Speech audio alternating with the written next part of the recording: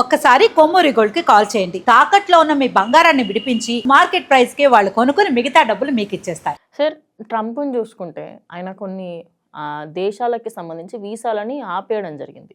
అంటే దాని వెనకాల ఉండే కారణం ఏంటి? అంటే కొన్నిటి మీద కక్ష సాధింపులు అంటున్నారు, కొంతమంది ఏమో వాళ్ళకి సంబంధించి వీళ్ళకి అగెనిస్ట్గా ఉంటున్నారు. కాబట్టి అసలు ఎవరెవరికి బ్యాన్ చేశారు, ఏం జరిగింది సార్? ట్రంప్ వచ్చినప్పటి నుంచి కూడా కొన్ని దేశాల వీసాల మీద కొంత కఠినంగా వ్యవహరిస్తున్నమాట వాస్తవం. ఈవెన్ భారతీయులకి అమెరికాలో ప్రవేశం మీద కూడా గతంలాగా పరిస్థితులు లేవు. కొంత కఠినంగా వీసాస్ మీద చాలా ఆంక్షలు ఉన్నాయి సార్ నిజంగానే. కేవలం H1B వీసాల మీద మాత్రమే కాదు, అక్కడ చదువుకోవటం కోసం వెళ్ళాలనుకునేటువంటి మన పిల్లల విషయంలో కూడా సోషల్ మీడియా ఖాతాలు కూడా చెక్ చేసి ఇవ్వచ్చా లేదా 1కి 100 సార్లు ఆలోచించి ఇస్తున్నారు. ఇంకోటి కూడా ఉండే సార్, 2 జాబులు చేయొద్దంట ఇండియన్స్ అక్కడికి వెళ్ళి. అక్కడికి పోయిన తర్వాత కూడా చాలా కఠిన నియమాలు. నువ్వు యూనివర్సిటీలో మాత్రమే పని చేసుకోవాలి, బయట పని చేసుకోవడానికి వీలేదు. ఇలా రకరకాల నిబంధనలు పెట్టి అంతిమంగా అమెరికాకి వచ్చేటువంటి వలసలను తగ్గించడానికి ట్రంప్ మొదటి నుంచి ప్రయత్నం చేస్తున్నాడు. ఆయన చెప్పేటువంటి కారణం ఏంటంటే అమెరికాలో ఉన్నటువంటి అవకాశాలన్నీ అమెరికన్స్కే దక్కాలి, అమెరికాలో ఉన్నటువంటి అవకాశాలని బయట దేశం వాళ్ళు ఎత్తుకొని పోతున్నారు. ఇది ఆయనకు ఉన్నటువంటి ప్రధానమైనటువంటి అభ్యంతరం. అందుకనే ఆ దేశానికి ఇంపార్టెన్స్ ఇచ్చే క్రమంలో బయట దేశాల నుంచి వచ్చే వలసను తగ్గించడానికి ఆయన ప్రయత్నం చేస్తున్నాడు. రీసెంట్గా కూడా అమెరికాతో ఇష్యూస్ ఉన్న దేశాలు, ఇరాన్ కావచ్చు, రష్యా కావచ్చు, చైనా కావచ్చు, బెల్జియం కావచ్చు, ఇలాంటి కొన్ని దేశాలు, పాకిస్తాన్ ఆశ్చర్యం కొద్దిగా పాకిస్తాన్ విషయంలో కూడా వీసాలను కఠినతరం చేస్తూ అవసరమైతే వీసాల ప్రాసెసింగ్ కూడా నిలుపుదల చేయడానికి సిద్ధపడుతూ ఆ నిర్ణయం తీసుకోబోతున్నారని నేను ఇంటర్నేషనల్ మీడియాలో వార్తలు వచ్చాయి. సో ఇంకా అఫీషియల్ ధృవీకరణ రావాల్సి ఉంది. ఏది ఏమైనా కొన్ని దేశాల వీసాల ప్రాసెసింగ్ విషయంలో నిలుపుదలని ట్రంప్ ప్రకటిస్తున్నారు, అది మనం చూస్తున్నాం. కాదు ఇక్కడ నేను చెప్పాల్సింది ఏంటంటే LPG లిబరేషన్, ప్రైవేటైజేషన్, గ్లోబలైజేషన్ అనేటువంటి ఒక పాలసీని తీసుకొచ్చి 1991లో మన మీద రుద్ది, 90sలో మన మీద రుద్ది ఎవరు ఎక్కడికైనా వెళ్ళగలిగే పరిస్థితి ఉండాలి, స్వేచ్ఛ వాణిజ్యం ఉండాలి, ఈ దేశాలేంటి, ఈ బౌండరీస్ ఏంటి, అసలు ఈ బౌండరీస్ని చెరిపేయాలి అని ప్రపంచానికి అలవాటు చేసింది అమెరికా. ప్రపంచం ముందు ఒక వాదన పెట్టింది అమెరికా. ఆ రోజు అమెరికా తన అవసరాల కోసం అలా వాదన పెట్టింది. అలా వాదన పెట్టి ఇవాళేమో వాళ్ళ దేశంలో నిరుద్యోగం ఉంది, వాళ్ళ దేశంలో పేదరికం ఉంది, వాళ్ళకి అవకాశాలు రావట్లేదని పేరు చూపించేసి బయట దేశాల మీద ఆంక్షలు పెడుతుంది. మరి ఇదే విషయాన్ని బయట దేశాలు ఫాలో అయినప్పుడేమో తప్పు పెట్టావు, ఇవాళ నువ్వు ఫాలో అవుతానంటే కరెక్ట్ అవుతుందా? ఏ దేశం ఆ దేశమే అని బిగించుకొని కూర్చుంటే తప్పు అన్నావు నువ్వు. అలా బిగించుకొని కూర్చోవద్దు, స్వేచ్ఛ వాణిజ్యం ఉండాలి, ప్రపంచం అంతా ఇచ్చిపుచ్చుకునే ధోరణి ఉండాలని చెప్పావు నువ్వు. కానీ ఆ ఇచ్చిపుచ్చుకునే ధోరణి అవసరం లేదు, నా దేశమే నాకు ముఖ్యం అంటున్నావు.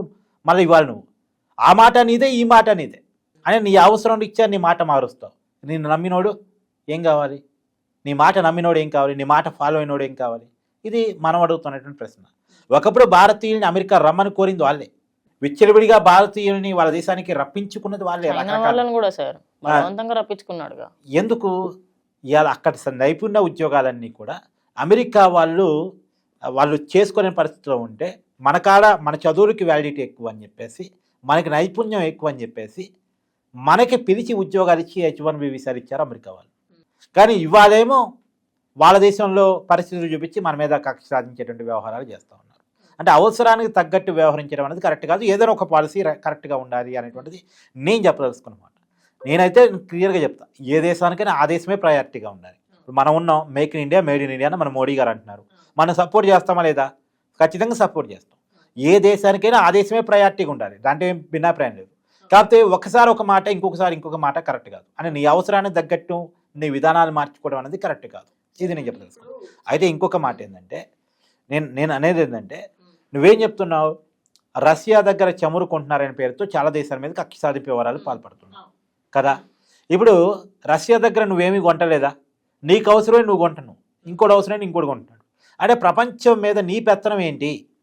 అసలు ఎవరి దగ్గర ఏమి కొనాలో నువ్వు డిసైడ్ చేసేది ఏంటి?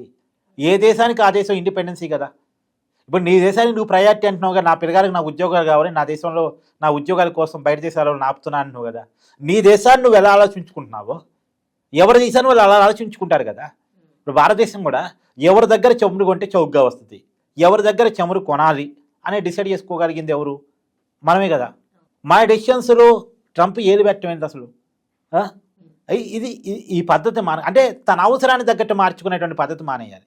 ఇది నేను చెప్పదలుచుకున్నటువంటి మాట. సార్ ఇప్పుడు చైనా పేరు కూడా అందులో ఉంది అండ్ కొన్ని ఇజ్రాయెల్కి సంబంధించి కొన్ని పేర్లు ఏవైతే ఉన్నాయో అవి అన్నిటి నుంచి ఈయన ఏమీ ఎక్స్పోర్ట్ చేసుకోవట్లేదు, ఏమీ ఇంపోర్ట్ చేసుకోవట్లేదు. అంటే చైనాకి సంబంధించి రేపటి రోజు ఏమైనా ఆంక్షలు విధిస్తే ఈయనకు అన్నీ ఆగిపోతాయి కదా సార్ మ్యానుఫ్యాక్చర్కి సంబంధించి. మరి అదంతా ఏం ఆలోచించకుండా ఎందుకు ఇట్లా మాటలు మాట్లాడుతున్నాడు అంటాడు మీరు మీ ఉద్దేశంలో? అంటే ట్రంప్కి ఈ విషయాలన్నీ తెలుసు. ముందు బెదిరించాలి, అవసరాన్ని బట్టి రాజీ పడాలి. బెదిరించడం, రాజీ పడటం ట్రంప్ మొదటి నుంచి చేస్తున్న పని. గతంలో చైనా మీద 100% సుంకాలని చెప్పాడు. చైనా కూడా మేము కూడా 100% సుంకాలు మోపుతున్నాం అన్నది అమెరికా నుంచి వచ్చేటువంటి ఎగుమతుల మీద. వెంటనే మళ్ళీ చైనాతో కూర్చొని రాజీ పడ్డాడు. అంటే ముందు ఫస్ట్ బెదిరించాలి, తర్వాత ఏదో కాడ రాజీ పడడానికి అనుకున్నాలి. అంతిమంగా ట్రంప్ లక్ష్యం ఏంటంటే ప్రపంచంలో ఉన్నటువంటి చమురు మొత్తాన్ని తన ఆధీనంలో తెచ్చుకోవాలి.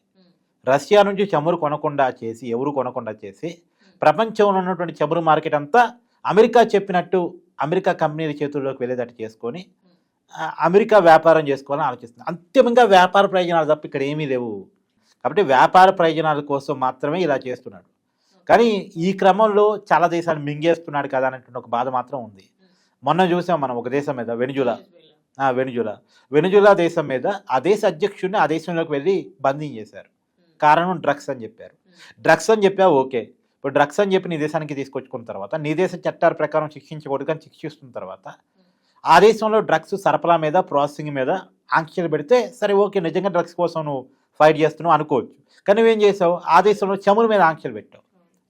చమురు ఎగుమతుల మీద, చమురు అమ్మకాల మీద నిబంధనలు పెట్టావు. అసలు చమురుతో నీకేంటి సంబంధం? నీ సబ్జెక్ట్ డ్రగ్స్ కదా, ఎందుకు నువ్వు చమురు మీదకి వెళ్ళిపోయావు? అంటే నీ ఉద్దేశం పైకి చెప్తుంది డ్రగ్స్ అయినా కనపడని ఉద్దేశం మాత్రం చమురు వ్యాపారం కోసం చేస్తున్నటువంటి ఎత్తుగడలో భాగం ఇదంతా అని నేనైతే అనుకుంటున్నాను. Okay, thank you sir, thank you so much.